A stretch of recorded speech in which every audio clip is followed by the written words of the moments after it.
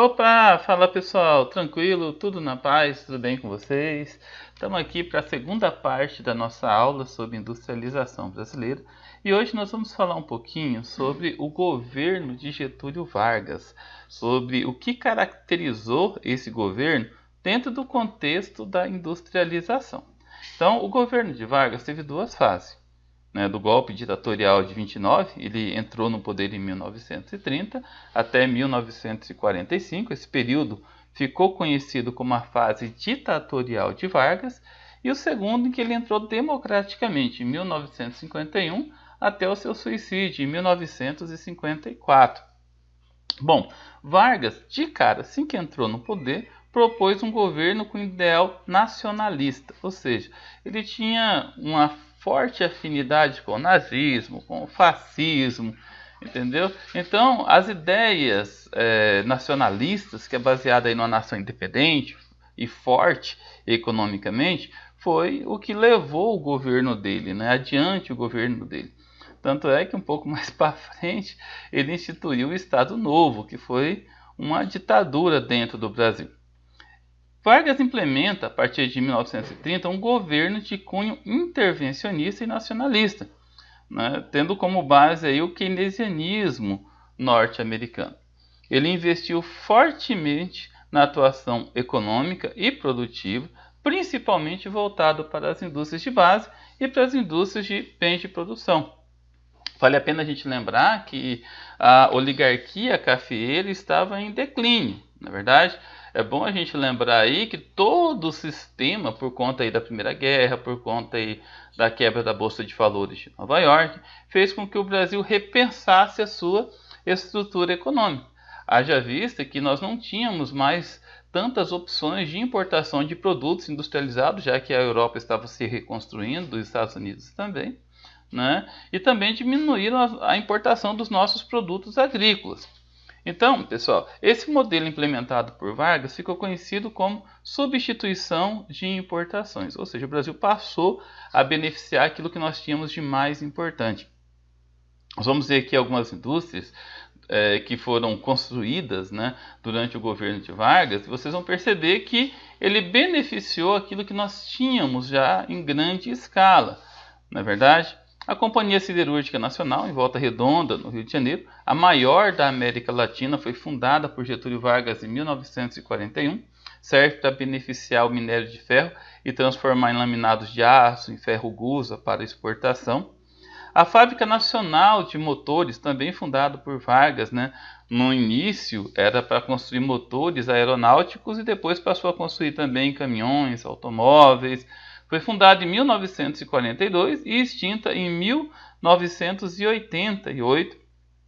A Companhia Vale do Rio Doce, a atual Vale S.A., ficou muito famosa aí pelos desastres de Brumadinho, Mariana, foi fundada em 1942, é uma multinacional brasileira, é uma das maiores do mundo, era a multinacional com maior capital agregado do Brasil.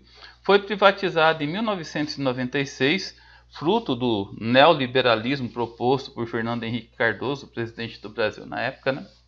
A Companhia Hidrelétrica do Rio São Francisco, a Chefs, fundada em outubro de 1945, ligada hoje diretamente à Eletrobras, é a maior geradora de energia do Brasil, conta atualmente com 11 grandes usinas hidrelétricas instaladas, com destaque aí para Sobradinho, Belo Monte, Xingó, Luiz Gonzaga, Complexo de Paulo Afonso 1, 2 e 3, várias PCH, 6 em atividades, 2 parques eólicos no Nordeste, uma termoelétrica a gás, e iniciou em 2018 plataformas fotovoltaicas no Rio de Janeiro.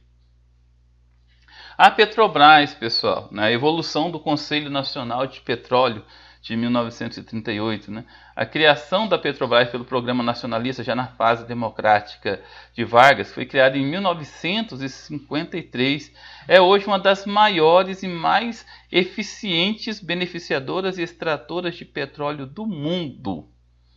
Hoje a Petrobras é uma das mais valorizadas extratoras de petróleos do mundo.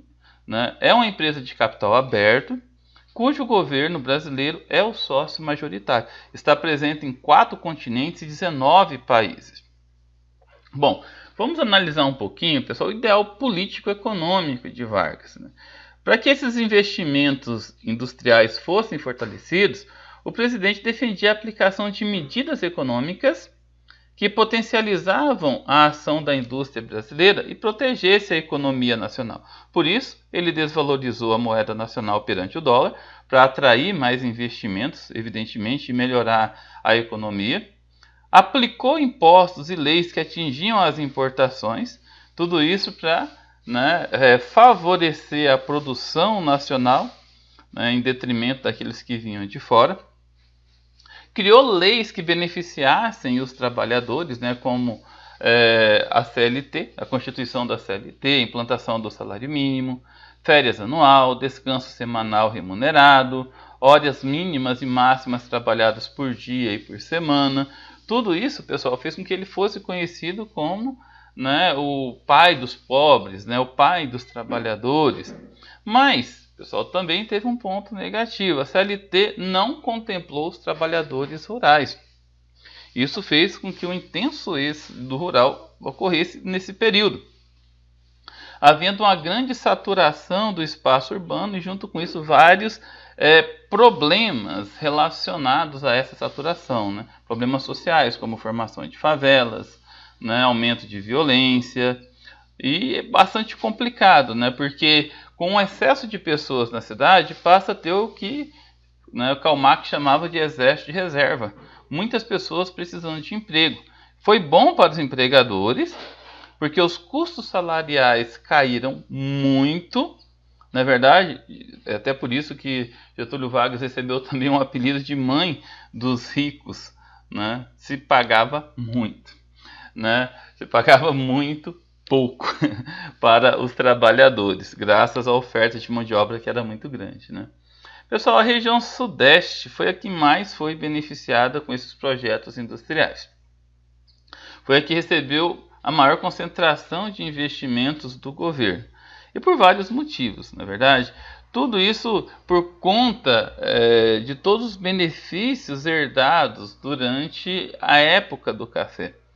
Redes bancárias, redes comerciais, mercado consumidor amplo, oferta de mão de obra qualificada, já que boa parte dos imigrantes europeus que chegaram para substituir a mão de obra escrava estava concentrada no eixo Rio-São Paulo, na região sudeste, ampla distribuição de energia elétrica, redes de transportes, né? Os investimentos do Barão de Mauá e de outros investidores, mas principalmente de Mauá, foi concentrado, relacionados a rodovias, a ferrovias, foi concentrado ali no eixo Rio-São Paulo, na região sudeste, né? O grande fator negativo, pessoal, é que mesmo com todos esses investimentos nacionais, não agregou o país todo. O Brasil como um todo ainda se mantinha majoritariamente agrícola. Na verdade, se mantém até hoje.